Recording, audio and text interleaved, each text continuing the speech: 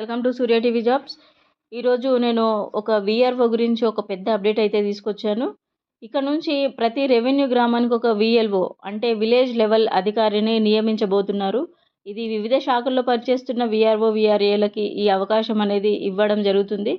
ఆసక్తి ఉన్న వారికి 28 లోపు దరఖాస్తుల స్వీకరణ. దీని గురించి ఈరోజు టాపిక్ ఉంటుంది. సో ముందుగా మీరు మా ఛానల్ని సబ్స్క్రైబ్ చేసుకోండి అండ్ పక్కన ఉన్న బెల్ ఐకాన్ని క్లిక్ చేయడం ద్వారా మేము అందించే ప్రతి అప్డేట్ మీ వరకు త్వరగా చేరుతుంది.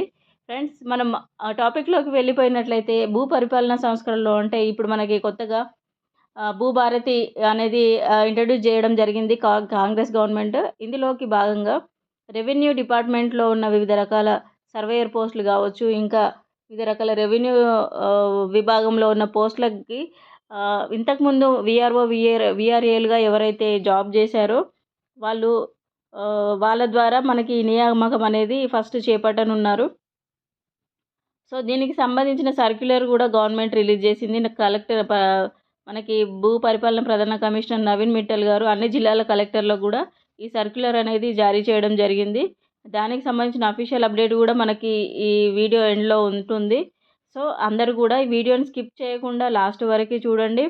అండ్ మన రాష్ట్రంలో 10,954 రెవెన్యూ గ్రామాలు ఉండగా అందులో మొత్తం 7,039 విఆర్ఓ పోస్టులకి 5,195 మంది, అలాగే 25,750 విఆర్ఏ పోస్టులకి 20,255 మంది పనిచేసేవారు ఇంతకుముందు. సో వీరిలో డిగ్రీ ఇంటర్ 10వ తరగతి విద్యార్హతలు ఉన్న వాళ్ళు ఉన్నారు. అయితే గత ప్రభుత్వం 2020లో విఆర్ఓ, 2022లో విఆర్ఏ వ్యవస్థను రద్దు చేసింది. వీరందరికీ వివిధ శాఖలకి బదలాయించింది. సో ఇప్పుడు మనకి ఈ విలేజ్ లెవెల్ అధికారిని మనం జేఆర్ఓలుగా కొన్ని న్యూస్ పేపర్లో మనకి వేయడం జరిగింది. గ్రామ రెవెన్యూ వ్యవస్థని తిరిగి అమల్లోకి తెచ్చేందుకు సర్కారు అనేది ఏర్పాట్లు చేయడంలో భాగంగా. సో ఇక్కడ కూడా మనకి క్లియర్గా మెన్షన్ చేశారు. మనకి రాష్ట్రంలో ఇది సాక్షి పేపర్ చూసుకున్నట్లయితే రాష్ట్రంలో తిరిగి గ్రామ రెవెన్యూ అధికారి నియామకానికి రంగం సిద్ధమైంది. సో వీటికి కొత్త చట్టం మేరకు నియామకాలు ఏ విధంగా ఉంటాయి అని చూసుకున్నట్లయితే ఇటీవల అసెంబ్లీ ఆమోదం పొందిన భూభారతి చట్టం 2024 ద్వారా సంక్రమించే అధికారాల మేరకు గ్రామాల్లో రెవెన్యూ అధికారులు నియమించే ప్రక్రియ రాష్ట్ర ప్రభుత్వం అనేది చేపట్టింది. సో వీళ్ళకి 28 వరకు ఒక డేట్ అనేది ఇచ్చారు. ఎవరైతే విఆర్ఓ విఆర్ఏ వ్యవస్థలో ఉన్నారో అంతకుముందు వాళ్ళకి ఇంట్రెస్ట్ ఉండి అంటే వాళ్ళని వివిధ శాఖలకి బదలాయించడం జరిగింది.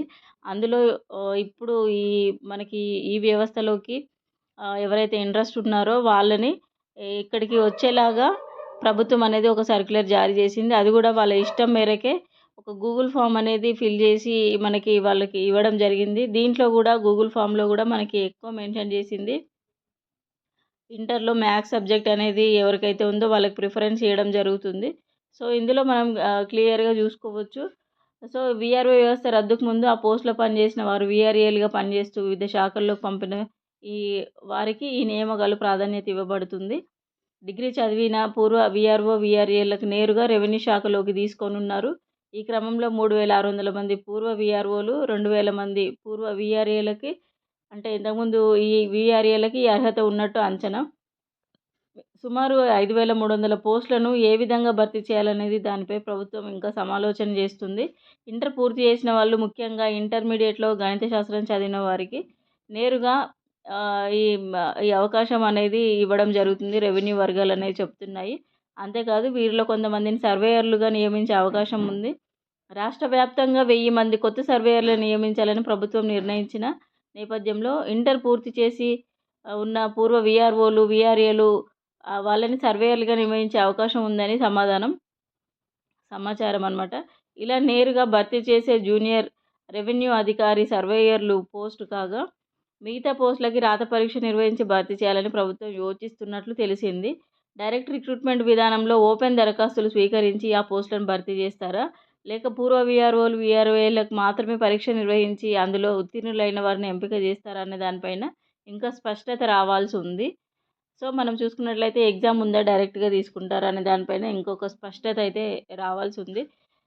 సో వాస్తవానికి మనం చూసుకున్నట్లయితే దీని ప్రకారం పూర్వ విఆర్ఓలు విఆర్ఏలు తిరిగి గ్రామ శాఖల్లోకి వచ్చేందుకు సుముఖత వ్యక్తం చేసిన వారిని జూనియర్ రెవెన్యూ అధికారులుగా నియమించనున్నారు.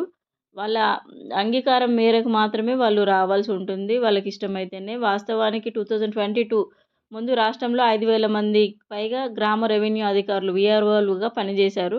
అందులో రెవెన్యూ శాఖలో పెరిగిపోయిన అవినీతిని నియంత్రించడం కోసం అంటూ గత బీఆర్ఎస్ ప్రభుత్వం వీఆర్ఓ వ్యవస్థను అనేది రద్దు చేయడం జరిగింది. ఈ పోస్టులో ఉన్న వారికి వివిధ శాఖల్లోకి పంపడం జరిగింది. ఆ నిర్ణయంపై కోర్టుకు వెళ్ళిన సుమారు 70 మంది కోర్టు తీర్పు ఆధారంగా రెవెన్యూ శాఖలోనే కొనసాగుతున్నారు. మిగతా వారంతా వివిధ ప్రభుత్వ శాఖల్లో జూనియర్ అసిస్టెంట్లు, రికార్డ్ అసిస్టెంట్లుగా పనిచేస్తున్నారు ప్రెజెంట్. మున్సిపాలిటీలో వార్డు అధికారులుగా విధులు నిర్వహిస్తున్నారు. వీరిలో కొందరు సీనియర్ అసిస్టెంట్లుగా పదోన్నతులు కూడా పొందారు. ఈ క్రమంలో మళ్ళీ రెవెన్యూ శాఖలోకి వచ్చేందుకు సుముఖత వ్యక్తం చేసిన వారిని మాత్రమే జూనియర్ రెవెన్యూ అధికారులుగా నియమించాలని ప్రభుత్వం నిర్ణయం తీసుకుంది. ఇక వీఆర్ఏ విషయానికి వస్తే 2023 జూలై నాటికి 22,000 మందికి పైగా వీఆర్ఏలుగా పనిచేస్తున్నారు. అందులో 61 ఏళ్ల లోపు వయసున్న 2011 సంవత్సరం లోపు నియమితులైన 16,758 మందిని వివిధ ప్రభుత్వ శాఖల్లోకి పంపడం జరిగింది. సో మరో 3,797 మందిని వయసు 61 ఏళ్ళు రావడంతో వారి వారసులకు వేరే శాఖలో ఉద్యోగాలు ఇస్తామని అప్పటి ప్రభుత్వం ప్రకటించిందనమాట. సో ఇలా వివిధ శాఖల్లోకి వెళ్ళిన వీఆర్ఏలలో కూడా సుముఖత వ్యక్తం చేసిన వారిని మాత్రమే రెవెన్యూ శాఖలోకి తీసుకోవాలని ప్రభుత్వం అనేది నిర్ణయించింది. సో దీని ద్వారా మనకి ప్రస్తుతం పంచాయతీ కార్యదర్శులు ఎవరైతే ఉన్నారో వాళ్ళపైన భారం అయితే పడనుంది. గతంలో వీఆర్ఓ వ్యవస్థను గత ప్రభుత్వం రెవెన్యూ శాఖ నుంచి పంపించాక గ్రామ స్థాయిలో రెవెన్యూ కార్యకలాపాలు ఏదైతే ఉన్నాయో అవన్నీ కూడా పంచాయతీ కార్యదర్శులే ఇప్పటివరకు చూస్తూ వచ్చారు. వాళ్ళకి అప్పగించడం జరిగింది. చాలా చోట్ల పెద్ద గ్రామ పంచాయతీలు ఉండడం, రెవెన్యూ వ్యవహారాలపైన పంచాయతీ కార్యదర్శులకు అవగాహన లేకపోవడంతో క్షేత్రస్థాయిలో ఎన్నో సమస్యలు తలెత్తాయి. అలాగే ప్రభుత్వ భూములను కాపాడడం, గ్రామాల్లోని రెవెన్యూ అంశాలను ప్రభుత్వానికి నివేదించడం వంటి పనులతో గ్రామ పంచాయతీ కార్యదర్శులపైన అదనపు భారం పడిందనమాట. మరోవైపు గ్రామాల్లో రెవెన్యూ సిబ్బంది లేని కారణంగా ధృవీకరణ పత్రాల జారీ కానివ్వండి, సంక్షేమ పథకాలకు అర్హులు ఎంపిక కానివ్వండి, వివిధ ప్రభుత్వ కార్యకలాపాల నిర్వహణ వంటివి అంశాల్లో ఇబ్బందులు ఎదురవుతూ వస్తున్నాయన్నమాట. కాంగ్రెస్ ప్రభుత్వం వీటన్నిటికీ దృష్టిలో పెట్టుకొని తిరిగి గ్రామ రెవెన్యూ వ్యవస్థను అనేది అందుబాటులోకి తీసుకురావాలని ప్రకటించింది. గ్రామ రెవెన్యూ రికార్డు నిర్వహణ మరియు మిగతా నిర్వహణ మినహా గతంలో వీఆర్ఓ, వీఆర్ఏలు నిర్వహించిన బాధ్యతలన్నింటినీ కూడా ఇప్పుడు ప్రజెంట్ జూనియర్ రెవెన్యూ అధికారులకు అప్పగించే అవకాశం ఉందని రెవెన్యూ వర్గాల్లో చర్చ జరుగుతుంది. దీనిపైన ప్రభుత్వం ఇంకా నిర్ణయం తీసుకోవాల్సి ఉంది. సో ఈ విధంగా అయితే గ్రామాల్లో జేఆర్ఓలు అనేది మనకి ఈ టాపిక్ అనేది చూడడం జరిగింది.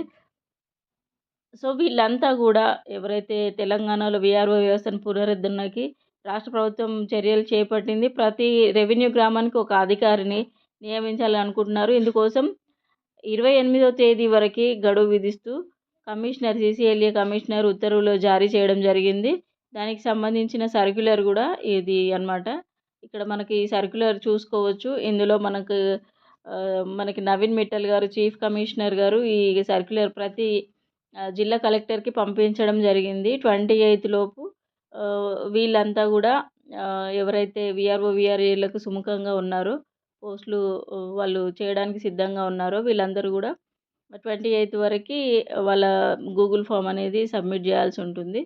సో దీని గురించి ఇంకా స్పష్టత అయితే రావాలి. సో ఇది ఫ్రెండ్స్ మన దగ్గర ఉన్న అప్డేట్ వీఆర్ఓ వ్యవస్థ గురించి. సో మీలో ఎవరైనా ఇంకా రెవెన్యూ అధికారులు అంటే ఇంతకుముందు వీఆర్ఓలు కానివ్వండి, వీఆర్ఏలు లేదా ఇంకా సర్వేయర్లుగా ఎవరైనా జాబ్స్ కావాలనుకుంటున్న వాళ్ళందరూ కూడా ఈ ఇన్ఫర్మేషన్ అయితే వాళ్ళకి యూజ్ అవుతుంది. సో మరింత అప్డేట్స్ కోసం మా ఛానల్ని సబ్స్క్రైబ్ చేసుకోండి. అండ్ దీనిపైన ఎడ్యుకేషన్ అండ్ మన సూర్య టీవీ జాబ్ ఛానల్లో ఎడ్యుకేషన్, జాబ్ ఇలా అదే కాకుండా ఇంకా ఎక్స్ట్రా ఇన్ఫర్మేషన్ కూడా ఇవ్వడం జరుగుతుంది. Thank you so much. మా ఛానల్ని సబ్స్క్రైబ్ చేసుకోండి, లైక్ చేయండి, షేర్ చేయండి. Thank you for all.